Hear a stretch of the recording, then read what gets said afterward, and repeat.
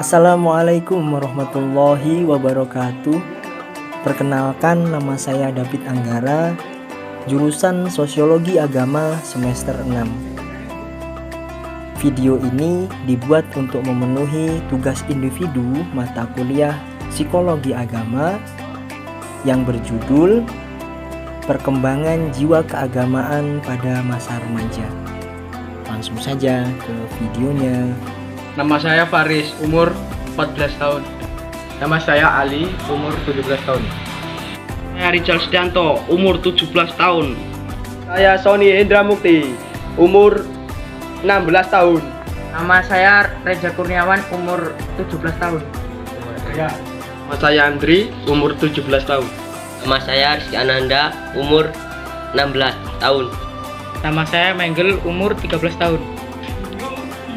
Nama saya Farel, umur 16 tahun. Nama saya Radit Pratama, umur 16 tahun. Nama saya Trim, umur 19 tahun. Perkenalkan, nama saya Rino, umur 19 tahun. Oke lah, pada kesempatan pada hari ini, sini saya akan menyampaikan materi mengenai perkembangan jiwa keagamaan pada masa remaja. Sebelum memasuki inti materinya, kita perlu tahu dulu pengertian remaja itu. Jadi masa remaja adalah masa yang seolah-olah tidak memiliki tempat yang jelas. Ia tidak termasuk golongan anak-anak, juga tidak termasuk golongan orang dewasa. Jadi masa remaja itu adalah masa yang membingungkan, ya, antara masa anak-anak dan masa dewasa. Jadi masa remaja itu berada di tengah-tengahnya gitu. Karena remaja belumlah mampu menguasai fungsi fisik maupun psikisnya. Oleh karena itu, masa remaja biasanya kita dengar sebagai masa transisi atau masa peralihan. Maksudnya apa? Masa peralihan dari masa anak-anak, dari masa remaja menuju ke dewasa. Selanjutnya, masa remaja itu memiliki dua periode, yaitu yang pertama masa remaja awal. Nah, nanti kalian semua bisa tahu kira-kira aku ini masuk dalam masa remaja awal atau remaja akhir. Yang pertama yaitu masa remaja awal. Usianya itu 12 sampai 13 tahun sampai 16 sampai 17 tahun. Ciri-cirinya apa sih ciri-ciri masa remaja awal itu? Yaitu yang pertama, ciri yang pertama yaitu ketidakstabilan perasaan dan emosi. Nah, remaja awal itu ciri-cirinya emosinya nggak stabil, dilit-dilit marah, bentar-bentar suka gitu. Hari ini bicara A, besok bicara B, emosinya tidak stabil. Sekarang bercanda, nanti 2 menit ke depan marahan. Itulah remaja. Wajib kita hal yang lumrah bagi seorang remaja.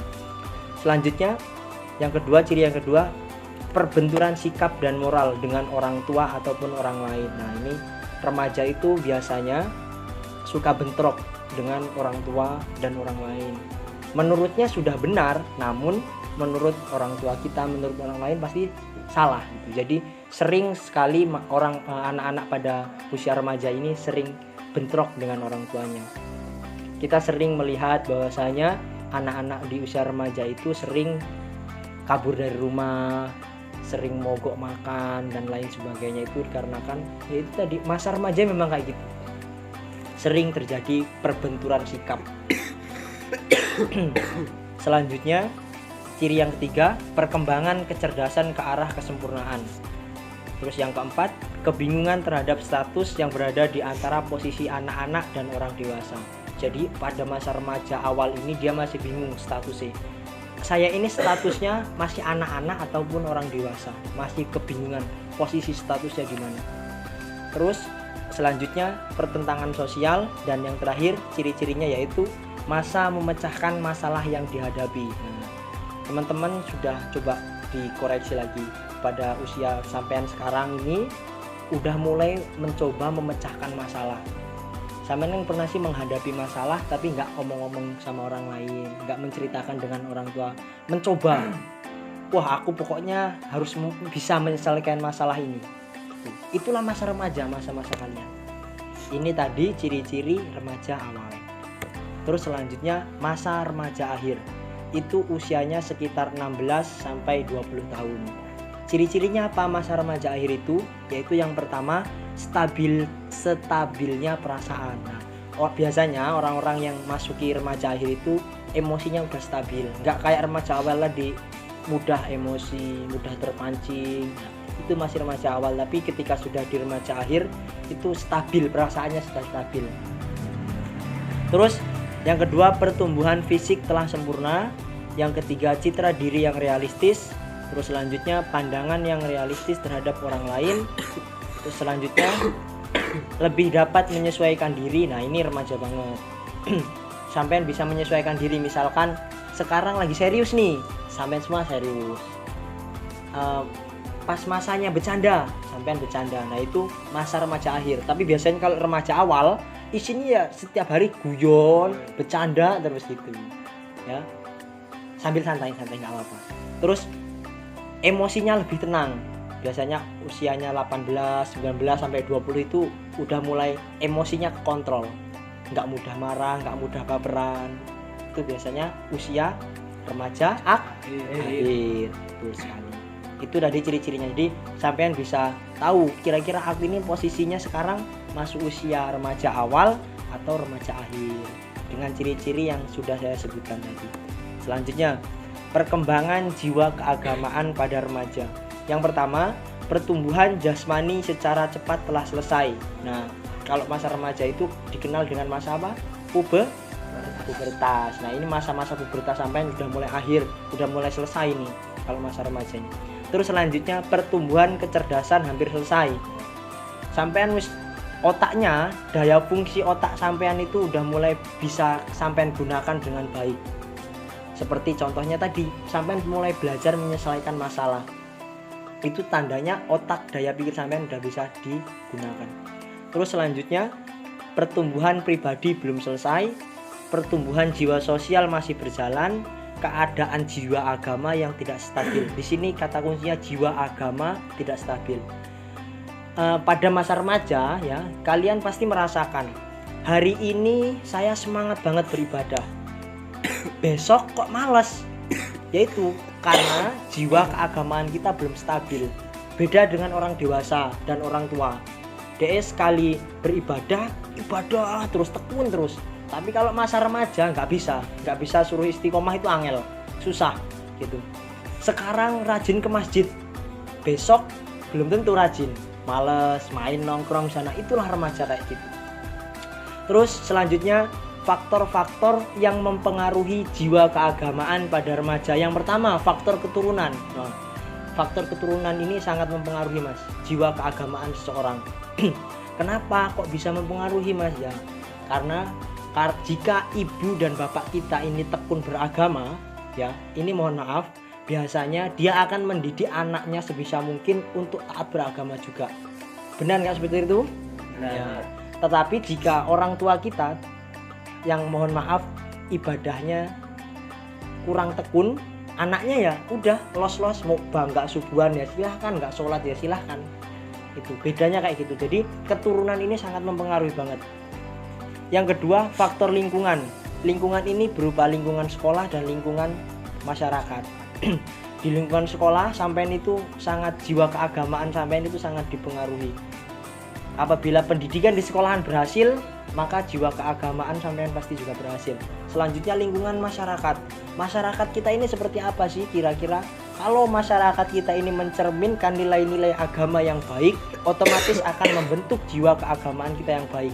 Tapi kita lihat di lingkungan kita, mohon maaf, lingkungan kita ya tahu sendiri kan sampean kayak gimana, banyak sekali yang masih berbuat maksiat, masih suka nongkrong malam-malam, suka ini itu.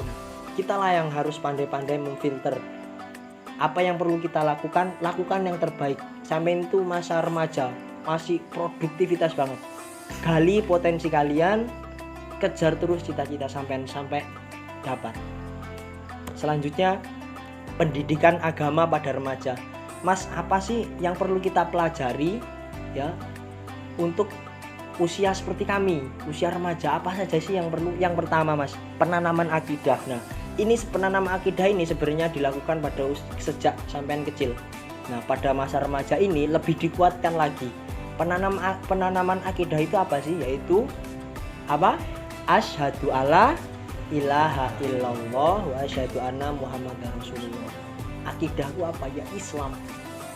Tanamkan di dalam hati kita bahwa tiada Tuhan selain Allah, bahwa Nabi Muhammad utusan Allah. Itulah, tanamkan di hati kita.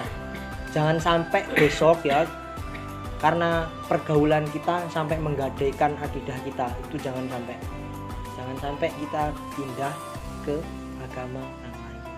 Jangan sampai. Itulah penanam akidah bagi seorang remaja, harus ditanamkan di dalam hati kita. Terus selanjutnya pembiasaan ibadah.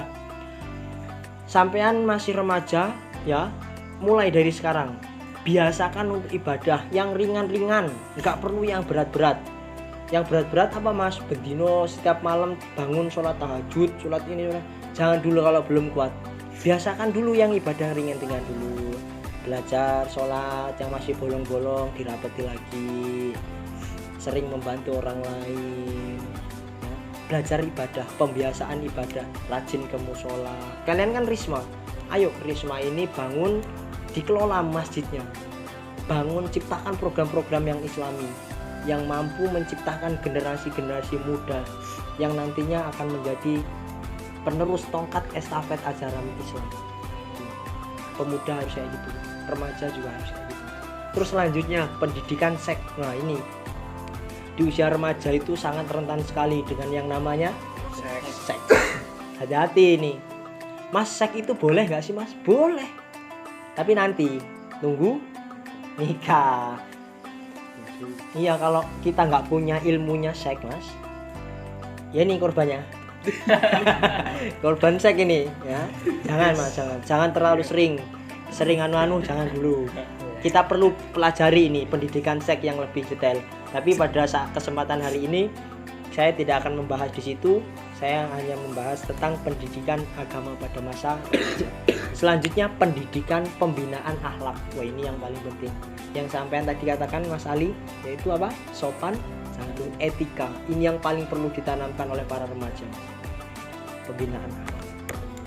Selanjutnya pembinaan terhadap remaja yang pertama. Orang tua atau guru agama harus mampu membangun wibawa dan hubungan yang simpati kepada remaja pada saat menjelaskan pertanyaan atau pengertian permasalahan agama yang sedang mereka cari. Jadi guru agama ataupun orang tua itu harus mampu membangun hubungan, membangun hubungan ketika jenengan semua masih galau. Sampean kan sering sih merasa galau, aku punya masalah ini loh mas. Nah itu, aku punya ini loh mas, masalah ini gimana sih cara menyelesaikannya, aku punya masalah tentang cinta. Nah, seorang guru, seorang orang tua harus bisa memberikan masukan yang baik kepada mereka agar dia tidak salah jalan.